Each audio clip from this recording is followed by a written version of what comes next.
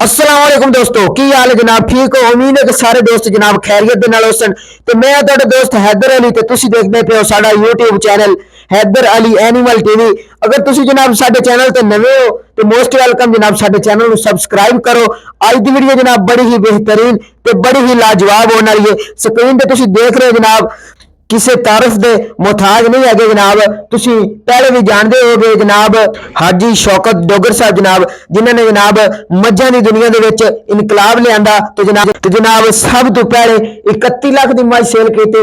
उस तो बाद जनाब मुख्तलिफ किस्म के जानवर सेल किए जनाब पाकिस्तान हाई प्राइस के। अज भी जनाब एक तारीख रकम हो गई है जनाब पूरी दुनिया ते जनाब नीली रावी ते जनाब किंग ऑफ नीली जनाब हाजी शौकत डोगर साहब जनाब उन्होंने जनाब एक अज कट्टा सेल किया है जेड़ा कि जनाब लपरी मझ का जनाब बेटा है। तुसी स्क्रीन पे देख रहे हो मझ के कोल जनाब वहाने के नाल टूरा नहीं जा रहा। तुसी देख सकते हो बहुत ही आला नस्ल की और जनाब बड़ी ही बेहतरीन और अच्छी क्वालिटी की यह मझ हैगी है। यह जी मझां जनाब घर घर नहीं जमदियां, ये मझां उन्हां घरां दे विच होंदियां ने जनाब जिन्हां ने मेहनत की होंदी है। और जनाब ए सामने कट्टा है तुसी देख रहे हो जनाब ये लपरी मझ का बेटा है ते जनाब बाबर 3 इस कट्टे के जनाब बाप का नाम है। तो जनाब मैं सैल्यूट पेश करना जनाब चाचू हाजी शौकत डोगर साहब जनाब किंग ऑफ नीली टॉप ब्रीडर ऑफ पाकिस्तान जिन्होंने जनाब मझां दे उत्ते जनाब तकरीबन 15 तो 20 साल मेहनत की और अल्लाह ताला ने जनाब उन्होंने सिला दिता ते जनाब उन्होंने पूरी दुनिया के विच अज लोगों को यह दस दिता है कि जनाब अपनी ब्रीड बनाने वास्ते किस तरह काम करना चाहिए।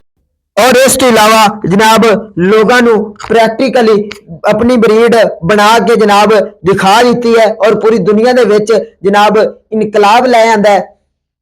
और ऐसे जनाब आजाद हासिल किए ने जेडे अज तक किसी नहीं मिले।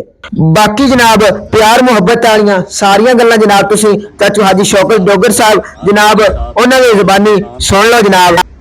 भाई गुजरात चो आए ने मियां माजिद मियां हामद हाजी फराज साहब ये सऊदीया पिछों डिगे दे ने, इन्हां दा फार्म उधर है।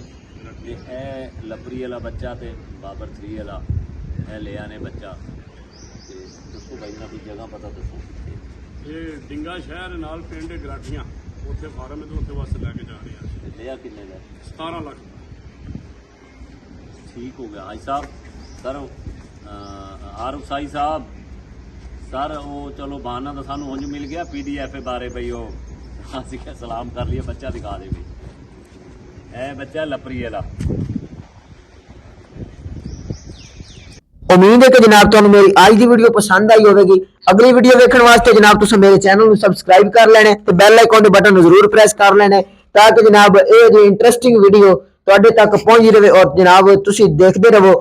जनाब अपना ख्याल रखना है। मिलेंगे एक अच्छी और बेहतरीन वीडियो के नाल। पाकिस्तान जिंदाबाद, पाक आर्मी हमेशा जिंदाबाद।